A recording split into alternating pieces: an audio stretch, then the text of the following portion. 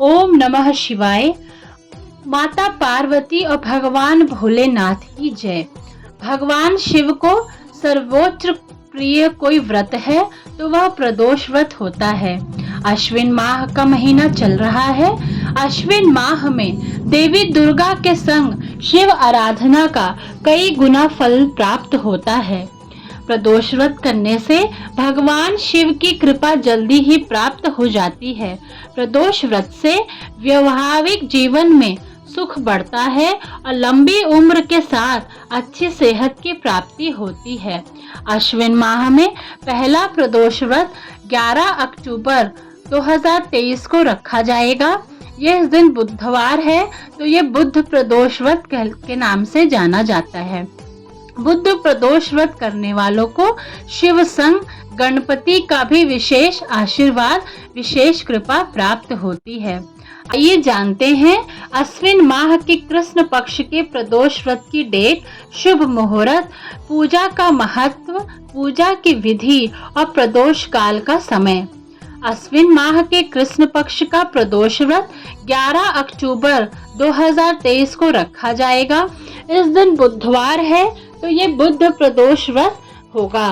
बुध प्रदोष व्रत करने वालों को शिव संग गणपति का भी आशीर्वाद मिलता है। 11 अक्टूबर को त्रयोदशी तिथि शुरू होगी शाम 5:37 पर और इसका समापन जो होगा वो 12 अक्टूबर को शाम 7:53 पर होगा। शिव पूजा का समय जो रहेगा, प्रदोष काल का जो समय रहेगा वो शाम 5:56 से रात 8:25 तक 11 अक्टूबर को रहेगा। शिव जी की पूजा करने से सभी 9 ग्रहों की अशुभता दूर होती है। संध्या का वह समय जब सूर्य अस्त होने वाला होता है और रात्रि का आगमन होने वाला होता है, उस समय को प्रदोष काल कहते हैं। ऐसा माना जाता है कि प्रदोष काल में शिव जी साक्षात शिवलिंग में प्रकट होते हैं, इसलिए इस समय शिव साधना सिद्ध हो जाती है और हर मनोकामना पूर्ण होती है। प्रदोष व्रत में शाम के समय शिवलिंग में भोलेनाथ का वास होता है। इस दौरान शिवलिंग का अभिषेक करने पर शनि दोष, राहु दोष की अशुभता और चंद्रमा संबंधी दोष दूर होते हैं। बुध ग्रह के शुभ प्रभाव मिलने शुरू हो जाते हैं। प्रदोष व्रत पूजा विधि। प्रदोष व्रत के दिन सुबह जल्दी उठकर स्नान आदि से निवृत्त हो जाएं। इसके बाद भगवान शिव और माता पार्वती का स्मरण करते हुए व्रत का संकल्प लें।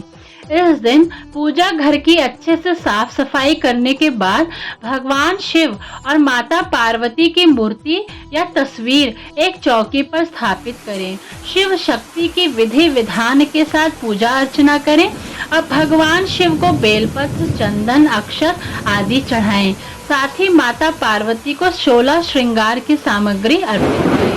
शाम के समय फिर से स्नान करके इसी विधि से भगवान शिव और माता पार्वती का पूजन करें, कथा सुने, इसके बाद आरती करें और सबको प्रसाद का वितरण करें।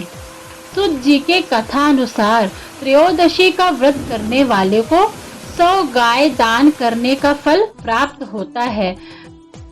श्री सुत जी ने कहा, बुध त्रयोदशी व्रत करने से सर्व मनोकामनाएं पूर्ण होती हैं।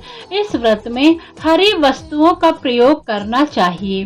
शंकर शिव जी के आराधना धूप, बेलपत्र आदि से करनी चाहिए। बुध प्रदोष की कथा के अनुसार एक पुरुष का नया विवाह हुआ। विवाह के 2 दिनों बाद उसकी पत्नी मायके चली गई। कुछ दिनों के बाद वह पुरुष पत्नी को लेने उसके यहाँ गया। बुधवार को जब वह पत्नी के साथ लौटने लगा तो ससुराल पक्ष ने उसे रोकने का प्रयत्न किया कि विदाई के लिए बुधवार शुभ नहीं होता, लेकिन वह नहीं माना और पत्नी के साथ चल पड़ा। नगर के बाहर पहुंचने पर पत्नी को प्यास लगी। पुरुष लोटा लेकर पानी की तलाश में चल पड़ा। पत्नी एक पेड़ के नीचे बैठ गई।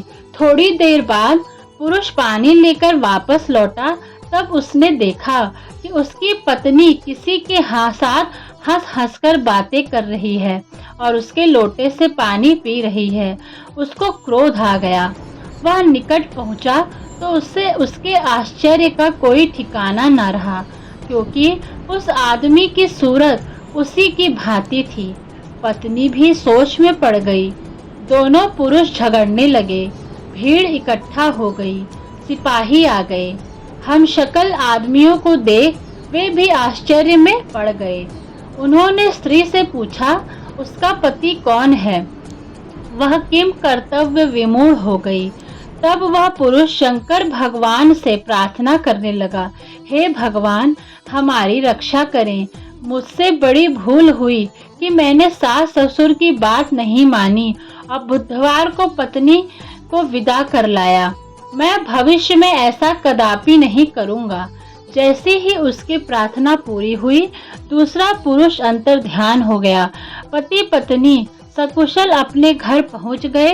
उस दिन के बाद से पति पत्नी नियम पूर्वक बुद्ध त्रयोदशी व्रत रखने लगे। अतः बुद्ध त्रयोदशी व्रत हर मनुष्य को करना चाहिए।